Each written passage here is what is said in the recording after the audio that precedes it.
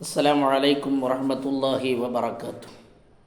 പ്രിയമുള്ള ശ്രോതാക്കളെ, എല്ലാവർക്കും മറൈൻ ഉറവയുടെ ഒരു സ്പെഷ്യൽ എപ്പിസോഡിലേക്ക് ഹൃദ്യമായ സ്വാഗതം. നമ്മളെല്ലാവരും ഇന്ന് വളരെ ഭീതിതമായ ഒരവസ്ഥയിലാണുള്ളത്.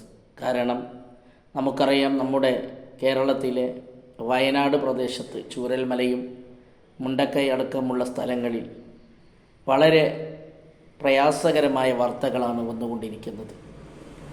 അനവധി മൃതദേഹങ്ങൾ ഇപ്പോഴും ലഭ്യമായിക്കൊണ്ടിരിക്കുകയാണ്.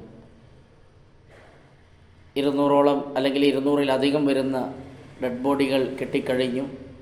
എത്രയോ പേരെ ഇപ്പോഴും തിരിച്ചറിയാൻ കഴിയാത്ത അവസ്ഥയിലും കാണാൻ കഴിയാത്ത അവസ്ഥയിലും അവിടെ നിലനിൽക്കുന്നു എന്ന് പറയുമ്പോൾ തീർച്ചയായും പ്രകൃതി ദുരന്തത്തിൻ്റെ വലിയൊരു മുഖമായി വയനാട് ഇന്ന് മാറിയിരിക്കുകയാണ്. മിനിയാന്ന് രാത്രി കിടന്നുറങ്ങി ഇന്നലെ നേരം പുലർന്നപ്പോഴേക്ക് മയ്യിത്തുകളായി പലയിടങ്ങളിലേക്ക് ഒലിച്ചുപോയി. പലയിടങ്ങളിൽ നിന്നും ഡെഡ് ബോഡികൾ കിട്ടുന്ന അവസ്ഥയിലേക്കാണ് കാര്യങ്ങൾ നീങ്ങിയത് എന്ന് എല്ലാ വാർത്താ മീഡിയകളിലൂടെയും ശ്രദ്ധിച്ചവരാണ് നമ്മൾ. ഒരു മനുഷ്യൻ്റെ ജീവിതത്തിൻ്റെ അവസാനം, അവൻ്റെ മരണം ഗ്യാരണ്ടി നിശ്ചയിക്കാൻ കഴിയില്ല എന്നത് നമുക്കെല്ലാവർക്കും അറിയാവുന്ന ഒരു കാര്യമാണ്. പലപ്പോഴും ദുരന്തങ്ങളിലും ദാരുണ മരണങ്ങളിലും പെട്ട് നമ്മുടെയൊക്കെ സഹോദരങ്ങൾ, സുഹൃത്തുക്കൾ, പല മനുഷ്യരും മരണമടഞ്ഞുകൊണ്ടിരിക്കുന്ന വാർത്തകൾ കേൾക്കുമ്പോൾ നമ്മെ അത് തെല്ലൊന്നുമല്ല വേദനിപ്പിക്കുന്നത്. അതുകൊണ്ട് ദുരിതബാധിതരെ കൈപ്പിടിച്ചുയർത്തുക എന്നതാണ് ഒരു മനുഷ്യനെ സംബന്ധിച്ചിടത്തോളം ഏറ്റവും കരണീയമായിട്ടുള്ളത്. മതത്തിൻ്റെ മറകൾക്കപ്പുറം, മതത്തിൻ്റെ വ്യത്യാസങ്ങൾക്കപ്പുറം മനുഷ്യത്വം എന്ന ഒരു വലിയ അജണ്ടയിൽ നിന്നുകൊണ്ട് ആ ആളുകളെ മുഴുവനും കരകയറ്റാൻ ആവശ്യമായ മരണപ്പെട്ടവർക്ക് അവരുടെ അവസാന നിമിഷങ്ങളിലെ സംസ്കാര ചടങ്ങുകൾക്കും അതോടൊപ്പം പരിക്കുപറ്റി വേദന തിന്ന് കഴിയുന്നവർക്കും പ്രയാസപ്പെട്ട് കഴിയുന്നവർക്കും ഏതു സമയത്തും താങ്ങും തണലുമേകുക എന്നതാണ് ഒരു മനുഷ്യനെ സംബന്ധിച്ചിടത്തോളം ഏറ്റവും ആവശ്യമായിട്ടുള്ള ഒരു കാര്യം.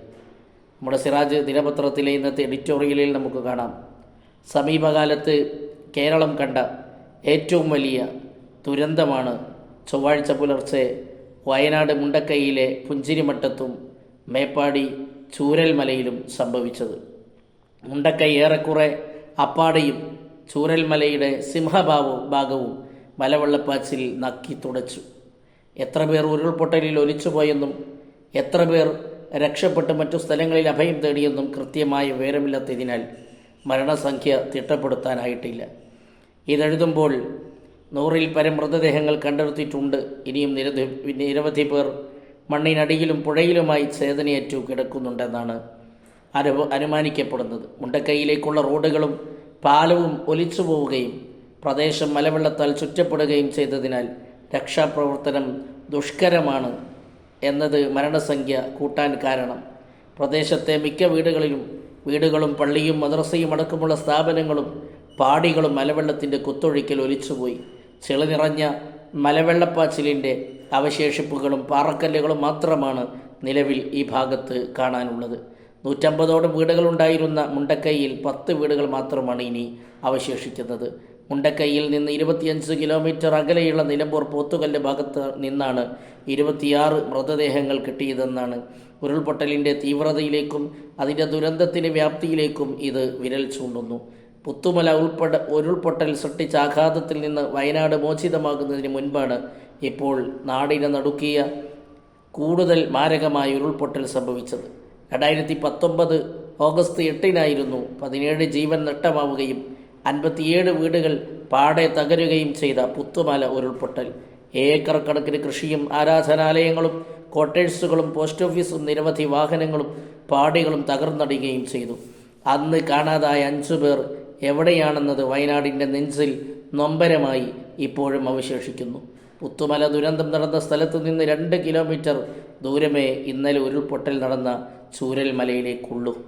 അതിനിടെ കോഴിക്കോട് ജില്ലയിലെ വിലങ്ങാടുമുണ്ടായി ചെറിയ തോതിലുള്ള ഉരുൾപൊട്ടൽ. മഞ്ഞച്ചീളി, അടിച്ചിപ്പാറ, മലയങ്ങാട്, പന്നിയാങ്കേരി, മൂച്ചിക്കയം തുടങ്ങി പല സ്ഥലങ്ങളിലുമായി നടന്ന ഉരുൾപൊട്ടലിൽ 20 വീടുകൾ കേടുപാടുകൾ സംഭവിക്കുകയും ഒരാളെ കാണാതാവുകയും ചെയ്തു. മഴക്കാലം വന്നെത്തുന്നതോടെ കൂടുതൽ കടുത്ത ഭീതിയിലും ആധിയിലുമാണ് കേരളീയ സമൂഹം, വിശേഷിച്ചും മലയോരവാസികൾ. മഴ കാരണത്താൽ എപ്പോഴും എവിടെയും ഉരുൾപൊട്ടാമെന്നതാണ് അവസ്ഥ.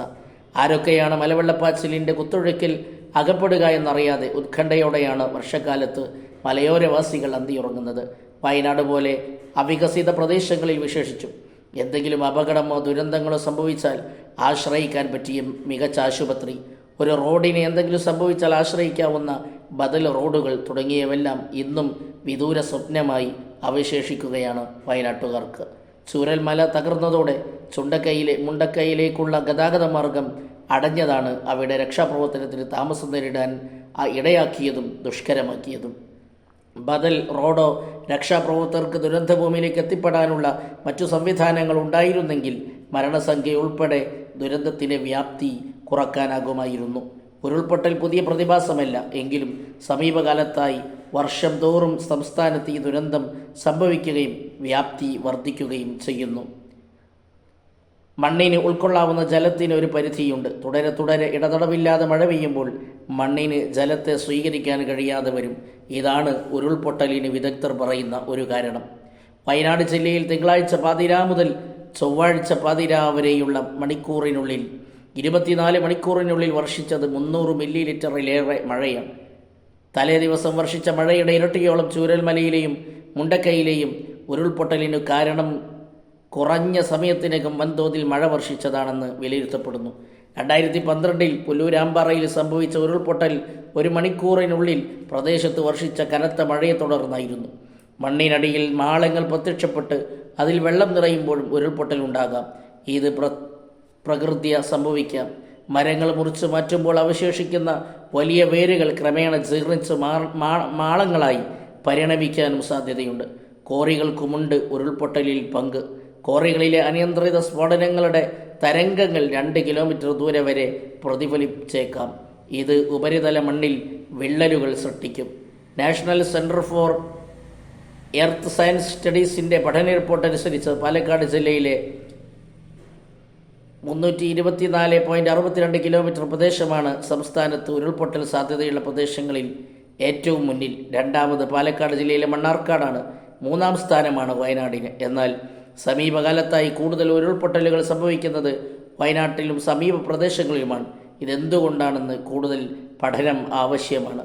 മുണ്ടക്കൈയിലെയും ചൂരൽമലയിലെയും ദുരിതബാധിതർക്ക് ആവശ്യമായ സഹായങ്ങൾ എത്തിച്ചു കൊടുക്കുകയും വീടുകൾ നഷ്ടപ്പെട്ടവർക്ക് പുതിയ വീടുകൾ നിർമ്മിച്ച് പുനരധിവസിപ്പിക്കുകയുമാണ് ഇനി സർക്കാരിൻ്റെയും സമൂഹത്തിൻ്റെയും പ്രഥമ കർത്തവ്യം. നാടൊന്നാകെ വിറങ്ങലിച്ചു പോകുന്ന ഇത്തരം ദുരന്തങ്ങളിൽ സർക്കാരിനൊപ്പം സന്നദ്ധ സംഘടനകളും ഉണ്ടാകണം ദുരിതബാധിതരെ കൈപിടിച്ചുയർത്താൻ. സഹോദരങ്ങളെ, നമ്മൾ അറിഞ്ഞു എല്ലാവിധ സന്നദ്ധ പ്രവർത്തകരും ആ ദുരന്ത ഭൂമികയിൽ കൂടെ എല്ലാവിധ സഹായങ്ങളുമായി കൂടെയുണ്ട്. പുനരധിവസിപ്പിക്കപ്പെടുന്ന ആളുകൾക്ക് അവരുടെ ജീവിതത്തിലെ സർവസ്വവും നഷ്ടപ്പെട്ടിട്ടുണ്ട്. ഉടുക്കാനുള്ള ഉടയാടകൾ, കഴിക്കാനുള്ള ഭക്ഷ്യവസ്തുക്കൾ, അവരുടെ മുഴുവൻ രേഖകൾ, അതുപോലെ നിത്യോപയോഗ വസ്തുക്കളെല്ലാം നഷ്ടമായിട്ടുണ്ട്. എല്ലാം പുതിയത് ശേഖരിച്ച് നമ്മുടെ സഹോദരങ്ങൾ അവർക്ക് പലയിടങ്ങളിലും കൈത്താങ്ങാകുന്നുണ്ട്. എല്ലാ സന്നദ്ധ പ്രവർത്തകരും അതിനുവേണ്ടി മുന്നിൽ നിൽക്കുന്നുണ്ട്. നമുക്കും അവരോടൊപ്പം നിന്നുകൊണ്ട് അവരുടെ വേദനയിൽ പങ്കാളികളായി, അവരുടെ സഹായങ്ങളിൽ പങ്കാളികളായി പ്രാർത്ഥന കൊണ്ട് നമുക്ക് അവരെ സഹായിക്കാം. അല്ലാഹു സുബ്ഹാനഹു വ തആല ആ മരണപ്പെട്ട മുഅ്മിനീങ്ങൾക്കെല്ലാം മഗ്ഫിറത്ത് നൽകുമാറാവട്ടെ. മുഴുവൻ മരണപ്പെട്ടവരുടെയും കുടുംബങ്ങൾക്ക് അല്ലാഹു തആല ക്ഷമ പ്രദാനം ചെയ്യുമാറാവട്ടെ. തിരിച്ചറിയാതെ കാണാതെയായി പോയവരെയെല്ലാം അല്ലാഹു തിരിച്ചെത്തിക്കുകയും എല്ലാവരെയും കണ്ടെത്തി കുടുംബത്തിൽ അല്ലാഹു തആല ബാക്കി നിൽക്കുന്നവർക്കെല്ലാം ആരോഗ്യവും റാഹത്തും ദീർഘായുസ്സും പരിപൂർണ ശിഫയും നൽകുമാറാവട്ടെ. ഇത്തരം ദുരന്തങ്ങളെ തൊട്ട്, ദാരുണമായ മരണങ്ങളെ തൊട്ട് നമ്മെയും നാടിനെയും കുടുംബങ്ങളെയും മുഴുവൻ മനുഷ്യരെയും ജീവജാലങ്ങളെയും അള്ളാഹു കാത്തുരക്ഷിക്കുമാറാവട്ടെ. ആമീൻ. വആഖിറു ദഅ്വാനാ അൽഹംദുലില്ലാഹി റബ്ബിൽ ആലമീൻ. അസ്സലാമു അലൈക്കും വറഹ്മത്തുള്ളാഹി വബറകാതുഹു.